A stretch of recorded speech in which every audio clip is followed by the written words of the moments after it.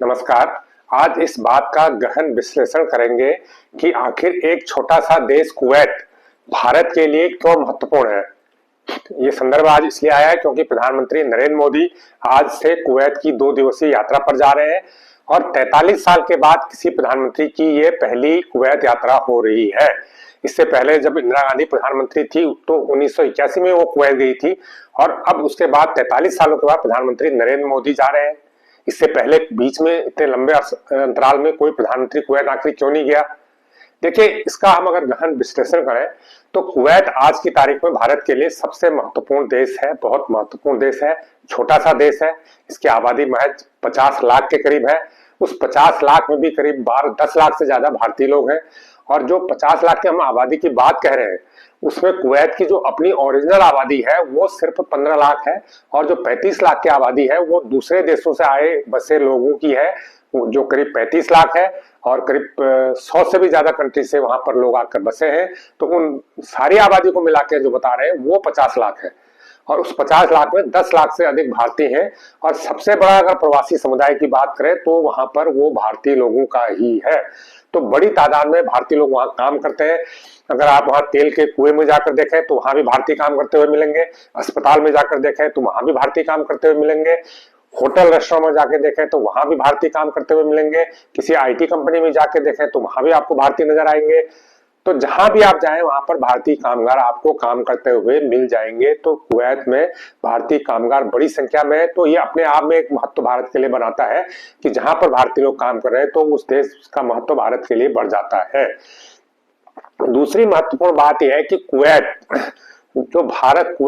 एक छोटा सा देश है जैसा कि हमने बताया, लेकिन कुवैत के पास तेल के बहुत रिजर्व भंडार है और सऊदी अरबिया के बाद सबसे ज्यादा तेल माना जाता है कि कुवैत के पास है।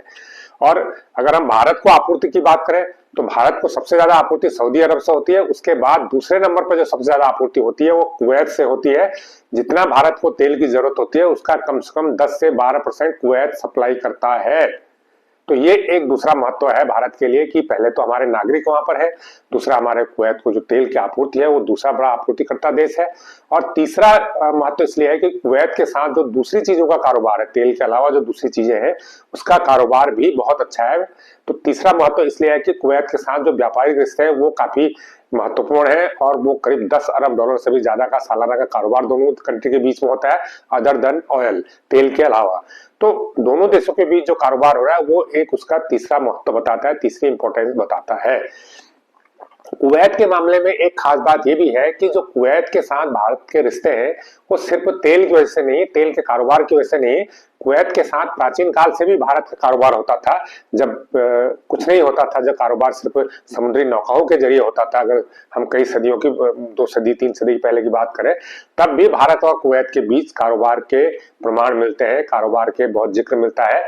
तो इसलिए हमेशा भारत सरकार ये कहती है कि कुवैत से रिश्ते सिर्फ तेल कारोबार के बाद के नहीं है, वो तेल कारोबार से भी पहले के हैं, जो ये दिखाता है कि दोनों देशों के बीच एक कल्चरल रिलेशनशिप काफी लंबे समय से बनी हुई है, एक पुराने रिश्ते लंबे समय से बने हुए हैं जो आज की डिप्लोमेसी को, आज की राजनीति को और आज के संबंधों को मजबूत करने में मददगार साबित हो रहे हैं। इसलिए जो जितने भी इस्लामिक कंट्री है उसमें कुवैत से भारत के रिश्ते बहुत अच्छे बने हुए हैं और रिश्ते प्राचीन भी हैं। ये एक कारण और हो गया। इसके अलावा एक महत्वपूर्ण ये भी है कि जो गल्फ कोऑपरेशन काउंसिल एक बनी हुई है जिसमें सारे गल्फ के कंट्री हैं, तेल उत्पादक कंट्री हैं, उन देशों में भी कुवैत की भूमिका बहुत महत्वपूर्ण रहती है क्योंकि कुवैत एक बड़ा तेल उत्पादक देश है। तो गल्फ कोऑपरेशन काउंसिल जीसीसी जिसे बोलते हैं, उसमें कुवैत की जो इंटरनल भूमिका है वो महत्वपूर्ण है। चूंकि भारत कुवैत से तेल खरीदता है इसलिए भारत के लिए कुवैत से संबंध बनाए रखना बहुत महत्वपूर्ण है। तो इस नजरिए से देखें, जीसीसी में कुवैत की भूमिका को देखें और उस भूमिका में कुवैत के निर्णायक स्थिति में होने की वजह से भी कुवैत भारत के लिए बहुत महत्वपूर्ण है और ये प्रधानमंत्री की यात्रा उस हिसाब से भी महत्वपूर्ण है। अगर कुवैत से हमारे रिलेशन अच्छे होंगे तो कोई भी ऐसा फैसला जीसीसी नहीं कर पाएगा जो भारत के हितों को चोट पहुंचाता हो। तो एक कारण ये भी हो गया। इसके अलावा एक जो ऑर्गेनाइजेशन ऑफ इस्लामिक कंट्रीज है जिसमें 57 कंट्री है, जिसे हम इस्लामिक देशों का समूह बोलते हैं, उस समूह में भी कुवैत है और वहां भी एक निर्णायक भूमिका में कुवैत है, क्योंकि इस्लामिक जो कंट्रीज है, इस्लामिक कंट्रीज का जो ऑर्गेनाइजेशन है, ये समय समय पर कई मुद्दों पर भारत की आलोचना भी करते रहते हैं, कई बार खासकर वो पाकिस्तान के झांसे में आके ज्यादा करते हैं। तो इस हिसाब से भारत का अपना पक्ष रखने के लिए और अपनी जो बात को मजबूती से रखने के लिए भी इन कंट्रीज के साथ संबंध होना बेहद जरूरी है। तो इसलिए भी भारत चाहता है कि जो भी इस्लामिक कंट्री है या उनके ऑर्गेनाइजेशन है, उनसे भारत के संबंध बहुत अच्छे हों। भारत में जैसे बीजेपी की सरकार है, ये माना जाता है कि हिंदूवादी सरकार है, और पाकिस्तान इस बात को, जो हमारे पड़ोसी देश है, हमारा स्थायी दुश्मन है, वो इस बात को हवा देता है कि भारत में अल्पसंख्यकों पर अत्याचार हो रहे हैं, कश्मीर में जो भारत वाला हिस्सा है कश्मीर का, उसमें ऐसा हो रहा है, उसमें वैसा हो रहा है, वहां पर अनुच्छेद 370 हटा दिया। तो वो इन मुद्दों को लेके भारत को बदनाम करने की कोशिश वैश्विक फोरम पे करता है। कभी इस्लामिक देशों के समूह के पास ले जाता है, तो कभी किसी और फोरम पे, यूएन पर ले जाता है। तो वहां पर जब ये बात आती है, मुस्लिमों की बात आती है, तो ये संभावना स्वाभाविक लगती है कि जो इस्लामिक कंट्री है तो वो मुस्लिमों के पक्ष में कही जाने वाली बात का पक्ष लगे। लेकिन भारत इधर लगातार जिस प्रकार से इस्लामिक देशों के साथ अपने संबंधों को मजबूत बनाए हुए है, अरब कंट्री के साथ, तमाम देशों के साथ अपने संबंधों को मजबूती से बनाए हुए है, और कुवैत भी उसमें से एक है। तो ये लोग समय समय पर जब भी ऐसी स्थिति आती है तो कई बार ये ऐसा बयान जारी कर देते हैं कि जो पाकिस्तान के हक में हो। लेकिन ऐसे बहुत सारे मौके आए जब उन्होंने पाकिस्तान को इग्नोर किया है, यूएन में भी और इस्लामिक कंट्रीज के फोरम में भी। तो इसलिए ये इस हिसाब से भी पाकिस्तान को डाउन प्ले करने के लिए भी भारत के लिए जरूरी है कि जो अरब कंट्री हैं, जो इस्लामिक कंट्री है, उनके साथ उसके अच्छे संबंध हो। अगर पाकिस्तान कोई बात कहता है, किसी फोरम पर ले जाके बात रखता है, तो वहां पर पहले भारत का पक्ष भी रखा जाए, भारत को पक्ष अपना पूछा जाए भारत से भी क्या ऐसा कुछ है। ऐसा ना हो कि वो एक वन साइडेड कोई निर्णय ले या कोई निर्णय लेकर कोई प्रतिक्रिया दे। ऐसे में भारत के जो पर्सनल संबंध है इन देशों के साथ, वो काफी महत्व रखते हैं, और वो कई बार हमने देखा कि या तो वो प्रक्रिया से बाहर हो जाते हैं या फिर उस पर रिएक्ट नहीं करते हैं। तो ये भारत के लिए सबसे महत्वपूर्ण है। इससे सबसे ज्यादा डिप्लोमेटिक महत्वपूर्ण है जो जियो पॉलिटिक्स चल रही है दुनिया में, जो एक वैश्विक भू राजनीति है, उसमें भी इस बात का काफी महत्व है कि ये जो छोटे देश जरूर हैं, लेकिन ये छोटे देश किस प्रकार भारत के लिए महत्वपूर्ण साबित होते हैं। एक तो इस्लामिक मुस्लिमों के मुद्दे पर, एक इस्लामिक इशूज पर।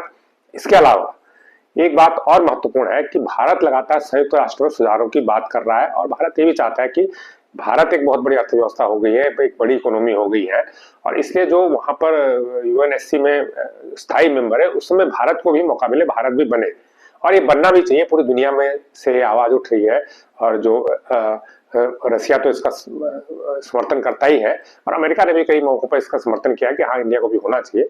तो चाइना हालांकि इसका विरोध करता है। लेकिन ये प्रोसेस जब भी शुरू होगा, और कभी भी संयुक्त राष्ट्र सुधार तो होंगे ही, आज नहीं तो कल वो करने पड़ेंगे, क्योंकि संयुक्त राष्ट्र का जो स्ट्रक्चर बना था वो 40-45 साल पहले बना था। तो अब स्थितियां बदल चुकी हैं, पूरी दुनिया की जो स्थिति है जियो पॉलिटिक्स है बदल चुकी है। तो जब भी सुधार होंगे तो भारत को जो स्थायी मेंबर वहां पर बनना होगा, तो उसे ज्यादा से ज्यादा देशों का समर्थन की जरूरत होगी। ऐसा ना हो कि कुछ देश, चाइना के जो समर्थक देश है वो भारत का विरोध कर दें, या कुछ पाकिस्तान के साथ जुड़े देश इस्लामिक कंट्री वो विरोध कर दें। तो इसलिए भारत के लिए जरूरी है कि ऐसे देशों के साथ जो किसी और समूह में जुड़कर भारत का विरोध कर सकते हैं, किसी और कारण से विरोध कर सकते हैं, उनसे वो अपने संबंध बहुत अच्छे बनाए, ताकि जब ऐसी जरूरत पड़े तो वो भारत का समर्थन करें। तो आज की स्थिति की बात करें, आज अगर संयुक्त राष्ट्र सुधारों के लिए कोई वोटिंग होती है, कोई ऐसी प्रक्रिया होती है, तो जो अरब कंट्री है, जो इस्लामिक कंट्री है, उसमें से ज्यादातर भारत के साथ रहेंगे। अगर पाकिस्तान और उसमें चाइना विरोध करते हैं तो मुझे नहीं लगता कि बहुत सारे कंट्री इनके पक्ष में जाएंगे, बहुत कम उसमें जाएंगे। तो इस संदर्भ में भी, इस डिप्लोमेसी के संदर्भ में भी भारत और कुवैत के रिश्ते अहम है। इसके अलावा जैसे हमें पता है कि इस यात्रा में प्रधानमंत्री नरेंद्र मोदी वहां पर जो भारतीय समुदाय है उससे भी मिलेंगे, उसको संबोधित भी करेंगे। 4 से 5 हजार की गैदरिंग को प्रधानमंत्री संबोधित करेंगे। इसके अलावा एक महत्वपूर्ण बात इसमें और भी है कि प्रधानमंत्री वहां पर लेबर कैंप का दौरा करेंगे। देखिए, कुवैत में जो श्रमिक काम करते हैं तो वहां की सरकार ने उनके लिए एक कैंप बना रखे हैं। कैंप का मतलब है वो बिल्डिंगे हैं, अपार्टमेंट है और छोटे छोटे कमरे उसमें होते हैं, और ये काफी व्यवस्था वो अच्छी बताई जाती है, अच्छे सिस्टम बताया जाता है। और लेकिन इसमें कंट्रोवर्सी तब हुई थी जब पिछले साल वहां पर, इसी साल शुरुआत में आग लगने की घटना हुई थी एक अपार्टमेंट में। आग लगने काफी भारतीय और दूसरे देशों के श्रमिक उसमें मारे गए थे। तो ये घटना हुई थी, उसके बाद पीएम जा रहे हैं तो उस कैंप का वो दौरा करेंगे, गल्फ SPIC कैंप जिसे बोलते हैं। तो वहां जाकर वो देखेंगे क्या हालात है, जायजा लेंगे। वो हालांकि उसके बाद कुवैत सरकार ने उसमें बहुत सारे सुधार भी किए हैं, आग से बचाव के उपायों को लेकर काफी काम किया है। लेकिन प्रधानमंत्री उस एरिया का दौरा करके और उस वहां की सुविधाओं का जायजा भी लेंगे।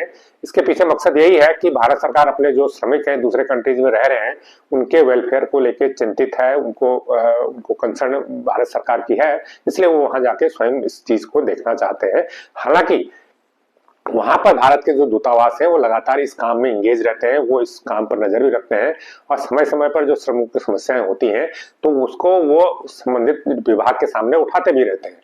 तो वहां पर जो अरब कंट्री में जहां जहां भी भारतीय लोग बहुत बड़ी तादाद में, वहां पर एम्बेसी के सामने सबसे बड़ा काम यही होता है कि वो अपने लोगों की, अपने देश के लोगों की वहां पर चिंताओं को समाधान निकाले, उनकी जो समस्याएं है उनका समाधान करे। तो ये काम लगातार हो रहा है, लेकिन पीएम खुद भी वहां पर जायजा लेंगे। और इसके अलावा जैसे द्विपक्षीय वार्ता है तो वहां के अमीर के साथ उनकी मीटिंगें तो होनी है, क्राउन प्रिंस के साथ उनकी मीटिंग होनी है, और बाकी कई क्षेत्रों में नए समझौते होंगे और कई शिक्षा, स्वास्थ्य से लेकर कई क्षेत्रों में नए समझौते भी होने जा रहे हैं। तो ये जब समझौते हो जाएंगे तो उस पर हम एक और से चर्चा करेंगे, अलग से एक वीडियो बनाएंगे। तो ये वीडियो आपको कैसा लगा, ये जानकारी आपको कैसी लगी, ये हमें कमेंट करके जरूर बताएं। जो लोग चैनल को पहली बार देख रहे हैं वो उसको लाइक करें।